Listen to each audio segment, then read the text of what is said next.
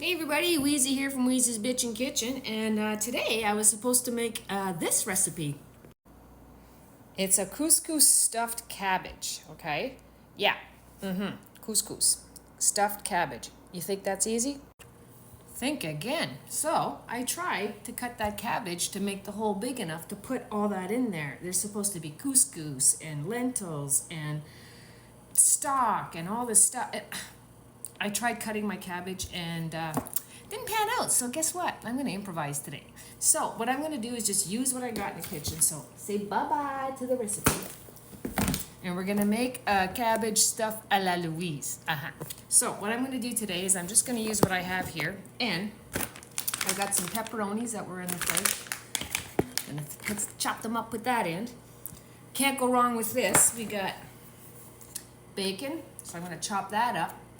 Parsley, I had some leftover mushrooms. I'm going to fry all this up together. I've got a little bit of tomato soup, I believe, is in here. This is pizza sauce because we made our own homemade pizza, so I'm going to throw that in the mix with some tomato paste and tomato sauce. So, I've got my quinoa, which I didn't have couscous. I figured I'd use quinoa because it's a nice high protein substitute. And I'm going to check my cabbage because it's in the microwave. Just a second. Things are getting a little steamy in here. So, there you are. So I put my I put my cabbage in my crock pot container dish and put a lid on it, and I'm kind of steaming it in the microwave to kind of speed up the cooking process. But what I'm going to do is fry all that stuff, put it in here, wrap it up with foil. I'm going to put cheese on top all over that. It's going to be yummy. And then stick it in the oven. So this has got to go back in because it ain't quite done. So sometimes you just have to improvise, use what you got in your kitchen. Not all recipes pan out. So I'm going to use these. Good handful of pepperoni. Just gonna chop them up. Oh, don't chop this up. No. What the hell's that plastic thing in there, Ma? It's gonna keep you fresh from the inside. So I'm gonna start with the bacon here.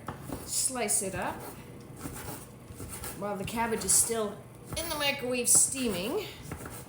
So yeah, I wanted to make a meatless dish, but as you can see, there's gonna be meat in it. So I'm still going to throw the lentils in there, some bacon for flavor, a little pepperoni to spice things up, and let's see what this turns out to be. I never made this before, but like I say, use what you got. If you had, I might even throw some more veggies in there. I've got parsley I'm going to put in there. I'm going to throw some onion as well. I'm going to fry that up first. So we're going to get this cracking, and what I'm going to do, this is what's left over from the inside. I chopped it all up, and a couple of the outer leaves that fell. I'm going to make a coleslaw out of this, or maybe a sauerkraut. Not sure yet, But that microwave is kind of scaring me over there. Just a sec. So I don't know if you've seen a previous video where I mentioned when you're going to put garlic into your dish, or anytime you want to use garlic, doesn't matter if it's a soup or if you're putting it in eggs or whatever you're cooking, chop it up first and then let it sit for like 10 to 15 minutes if you can. The longer it sits, the more it will release allicin. So that's how you get the most benefits from your garlic, rather than just throwing it right in the heat of the pan. It's too hot. It hadn't had a chance to release anything. So that's a little tidbit there for you to get the best and the most out of your garlic. Now I want to show you a knife that I purchased online. My friend Elisa mentioned this to me. This is a razor knife. I don't know if you could see the blade on it. It's serrated. What a beautiful little chopping knife that is. It came in a set of 6. I gave one to my sister, one to my daughter. And for slicing things, it's so quick. You got to be careful. They don't call razor for nothing. They're quite sharp. So now I got my onions and my celery cooking up. I'm going to add the garlic afterwards, but I've got green pepper cooking. So I'm going to go throw this in the pan. I'll be right back. Okay, so I sauteed these a little bit first. And now I'm going to add my garlic. Ooh, get the parsley off of there. I'm going to stop shop. Everything go on my chop chop. Throw that in there. The cheese doesn't matter. It's all going to be in at the end anyways. It's all going to blend nicely. Now we should add some spices to this. I'll turn that down a little bit. What do you think?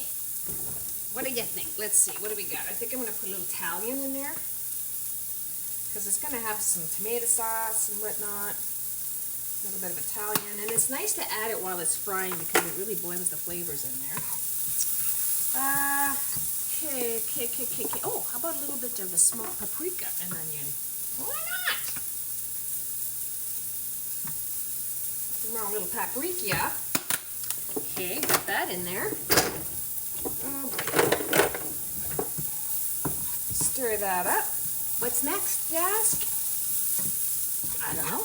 Let's see. I'm going to blend this all in. I think maybe I will throw in some sauce. So this is the, tomato sauce. I thought it was tomato soup because I did make stuffed peppers the other day and I had a little bit, but I think I already used that up. So next, use up what you got. That's what you call refurbishing. A little bit of that. Oh, here's. Sorry about that. I know that must have been really loud on your ears. This is pizza sauce. Because why not? Leftovers, use them up. Don't want to waste anything. So now we're just going to bring this to a nice boil. And then I'm going to throw the bacon and the meat in there with my quinoa. Not sure if I'm going to use it all, but we'll see what we can get in there. This is bubbling nicely. I got my oven preheated at 400 degrees. And I'm going to slap it all together. Let's get things moving here. Okay, so now I'm going to add the pepperoni and the bacon. I don't want to put the parsley in there just yet.